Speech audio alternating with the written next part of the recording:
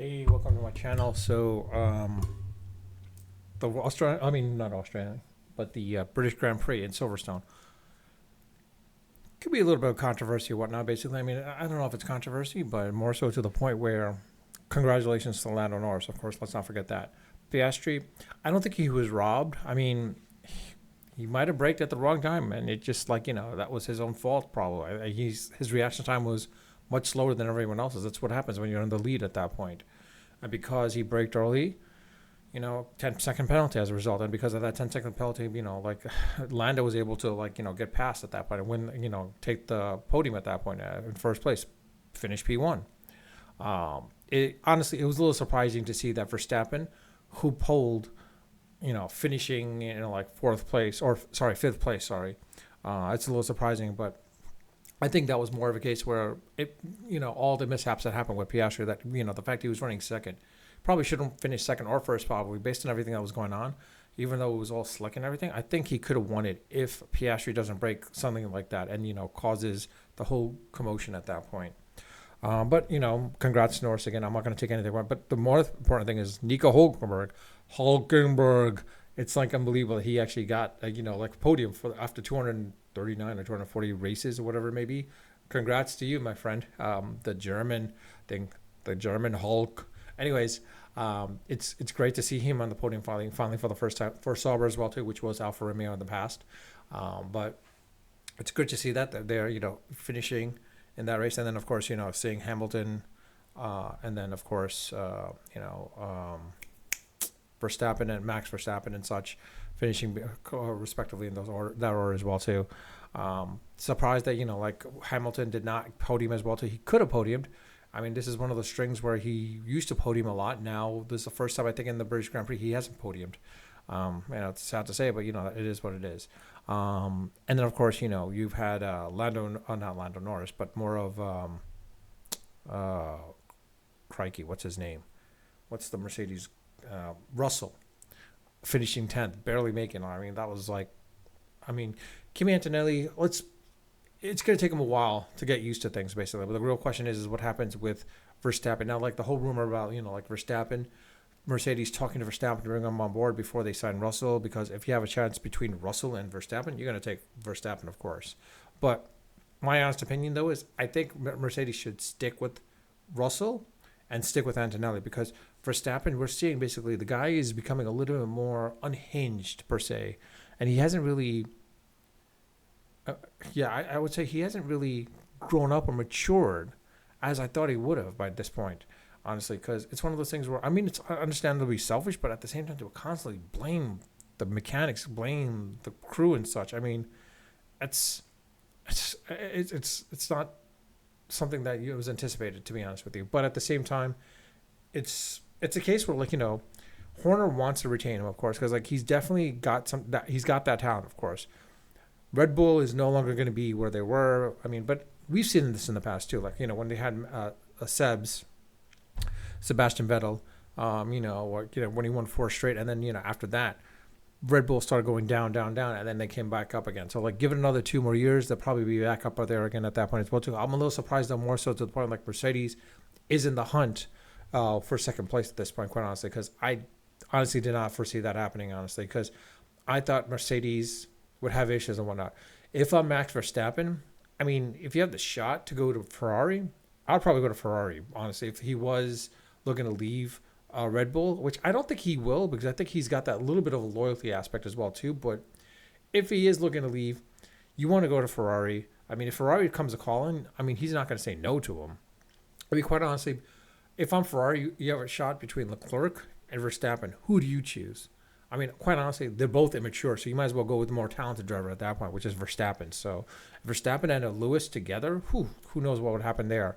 But but only time will tell. If I am Verstappen, I probably would go to Williams, because Williams is on that threshold of getting up there at this point. Because let's be honest, I mean Vowles is doing an impressive job, and if Williams does not lose any of their personnel in the next 4 years, look for them to be challenging for the Constructors' Cup and have a shot at that point as well too, as maybe possibly a driver being in the championship hunt as well too. Maybe Albon, maybe Sainz. I don't know. It'll all depend because let's be honest, Sainz takes a year or two to get used to the car, and then when he gets used to it, then boom, he starts revving it on. So look for next season for Sainz if he's still with Williams to like get up there, like start finishing in like the P6s, P5s at that point. But yeah, honestly, this is going to be interesting season right now. I mean, it's the first half. Let's see what happens the second half now, because quite honestly, yes, it's now a much closer race between Norris and Piastri. It'll be interesting to see how Piastri reacts at this point with a couple of losses, because we've seen Norris. Norris has definitely shown his immaturity. And the thing is, like, of course, Norris is young, of course, as well, too. And Norris is definitely much older than Piastri. It might be by 2 or 3 years. But it'll be interesting to see how Piastri composes himself if he loses a couple more races to Norris and still maintains within, like, a couple points behind Norris. The question is, who's going to win the championship? That's up in the air at this point. But it's definitely going to be between one of these two guys, because I hate to say it, Verstappen, unless Verstappen strings up on, like, 5 or 6 more wins and both the McLarens finish, like, below P4, Verstappen's pretty much out of it at this point. I hate to say it, but he's pretty much out of it. I don't know what to say about Tsunoda, honestly. Suki, I thought he deserved that seat, but I mean, honestly, it's sad to say, but like maybe Red Bull looks for someone else.